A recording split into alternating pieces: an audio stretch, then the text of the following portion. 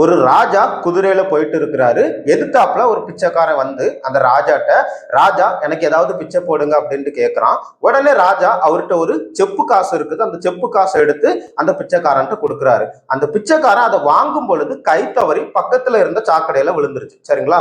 உடனே அந்த பிச்சைக்காரன் அந்த செப்பு காசை எடுக்கிறதுக்கு ட்ரை பண்றான். அப்ப ராஜா என்ன சொல்றாருன்னா, அதை எடுக்காத, உனக்கு நான் ஒரு வெள்ளி காசை தாரேன் அப்படின்ட்டு ஒரு வெள்ளி காசை கொடுக்குறாரு. அந்த காசையும் வாங்கிக்கிட்டு அந்த பிச்சைக்காரன் திரும்பியும் அந்த செப்பு காசை எடுக்கிறதுக்கு முயற்சி பண்றான். அப்ப ராஜா திரும்பியும் சொல்றாரு, உனக்கு நான் இன்னொரு தங்க காசை தாரேன், அந்த செப்பு காசை எடுக்காத அப்படின்னு சொல்றாரு. அந்த தங்க காசையும் பிச்சைக்காரன் வாங்கிட்டு திரும்பியும் சாக்கடைக்குள்ள கையை உள்ள விட்டு அந்த செப்பு காசை தான் எடுக்கிறதுக்கு முயற்சி பண்றான். சரிங்களா? இப்படிதாங்க சில நேரங்கள்ல நம்ம இழந்து போன ஆசீர்வாதத்தை விட மேலான ஆசீர்வாதத்தை நம்மளுடைய வாழ்க்கையில ஆண்டவர் தந்திருப்பாரு. சரிங்களா? அதையெல்லாம் உணராம நம்ம இழந்து போன ஆசீர்வாதத்தை குறித்து நம்ம கவலைப்பட்டுட்டு இருக்கக்கூடாது. சரிங்களா? இதுக்கப்புறம் நீங்க என்ன பண்ணுங்கன்னா, இழந்து போன ஆசீர்வாதத்தை குறித்தே கவலைப்பட்டுட்டு இருக்காம ஒரு மேலான ஆசீர்வாதத்தை கண்டிப்பா ஆண்டவர் எனக்கு தருவாரு, தந்த ஆசீர்வாதங்களுக்காக நன்றி சொல்லி வாழ பழகிக்கிடுவோம்.